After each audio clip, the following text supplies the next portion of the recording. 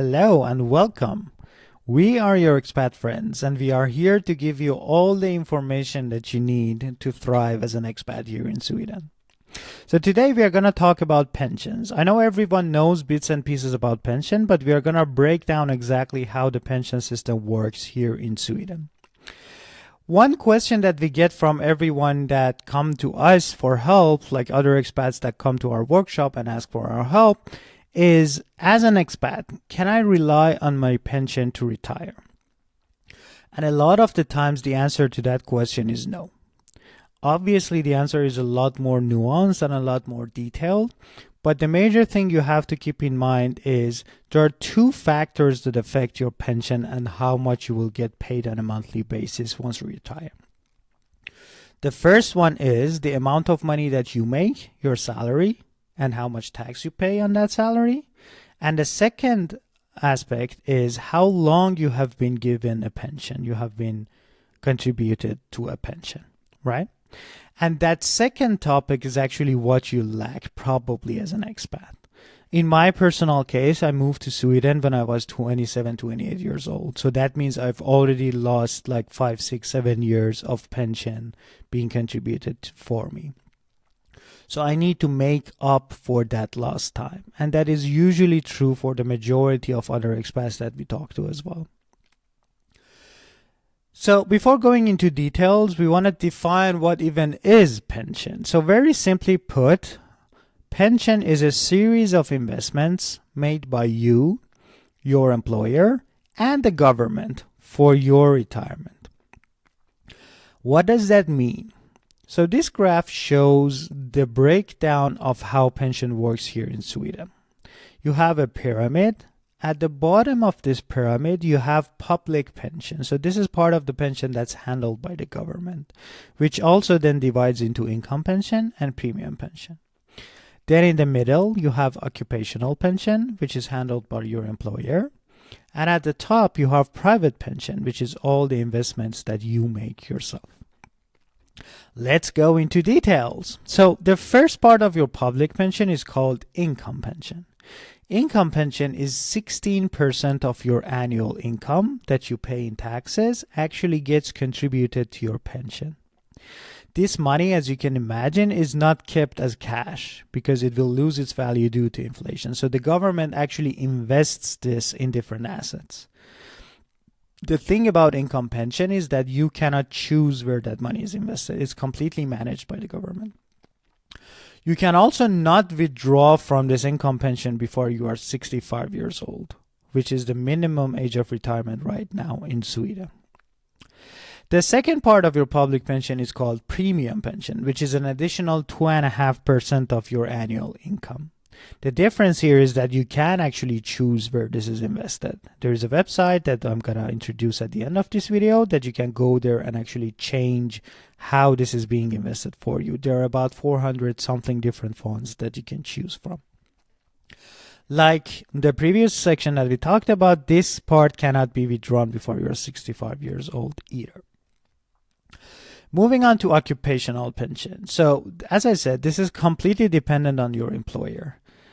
There is a rate, there is a percentage of your income that gets contributed to occupational pension, which is defined by your employer. So go and check it out and see how much your employer is actually contributing to your occupational pension. The good thing about this is that more often than not, you can actually choose where this is invested as well, because most companies use other banks and other financial institutions. So for example, your occupational pension might live in Avanza or in other banks like Nordea or SEB or Handelsbanken or whatever else, right? So once you figure out where your pension lives, then you most probably can make changes however you want. This part of your pension cannot be withdrawn before you are 55 years old. But keep in mind that there are more limitations into how much you can withdraw at 55 years old and in what time frame you can withdraw that money. And then at the top of this pyramid, you have your private pension, which is essentially any sort of personal investments that you make on your own. right? So this is more often than not is done within an ISK account, which is the easiest vehicle for personal investments. The good thing about ISK accounts is that the tax is fully managed by the bank or by the institution that you get an ISK account from, so you don't need to declare any taxes or anything like that. So it's super easy. Another good thing about this is that because this is completely managed by you, it can be withdrawn at any time that you want. It can be moved to anything that you want. You have full control over it. So essentially, you can remove the word pension here and make it your private investments. So back to our original definition of pension. So we said that a pension is a series of investments made by you, private pension, your employer, occupational pension, and the government, public pension, which kind of create the whole image of how your pension is set up here in Sweden. So now revisiting the question that we had in the beginning, is this gonna be enough for me as an expat to retire with? I said in the beginning that there will be a way for you to look at these numbers and exactly know how much you will get paid. There are two main websites that you can check. The first one, Pensionsmyndigheten, is actually the official pension authority website. So it includes all the information about pensions that you can want.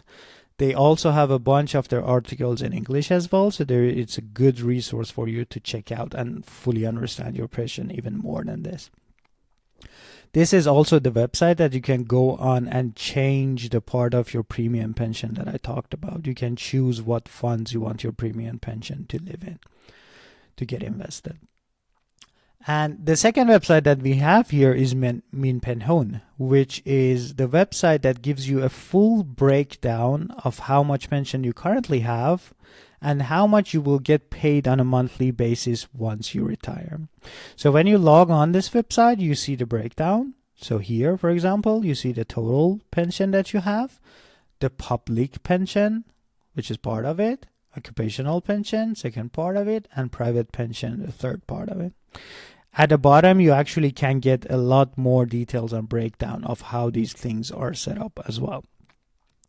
And the more important part of this website is the breakdown of how much you will get paid. So once you go on this website, there's a few configurations that you need to add. So you need to add like how much money you are getting, what is your salary right now, at what age you want to actually retire, and a bunch of other information.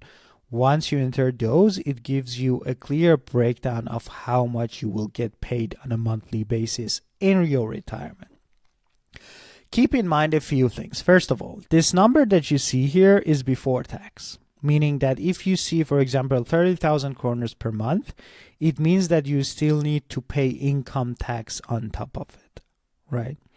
The second thing to consider is within this calculation, they take into account any increases in value of your pension investments. As we said, your pension is not sitting in cash. It's getting invested into different assets. So they consider how much those assets would actually appreciate in value by the time that you are retired. So they consider that.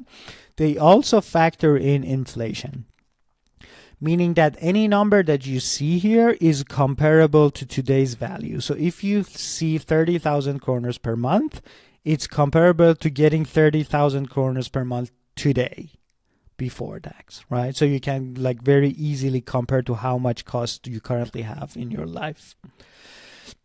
But the thing we said about expats particularly is that this number is most probably quite low. So if you look at your numbers, you're going to see, I don't know, 10, 15, 20, 25. You are going to see a number that is good, but it's not as good as you can live off of on. So that's the problem we usually have as expats. What is the answer? What do we need to do? We need to contribute a lot more on our private investments, the top part of this pyramid. So this is the part that we, as Your Expat Friends, we have a lot of content around. We also have workshops that explain how you can manage your money, increase your margin, and do more and more investments. So you can actually have a retirement that is much, much easier to handle than your regular pension.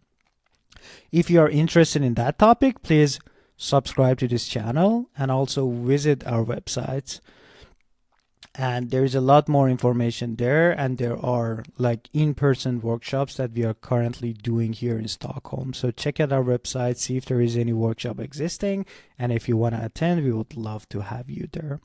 So this was a breakdown of how pensions work in Sweden. See you all.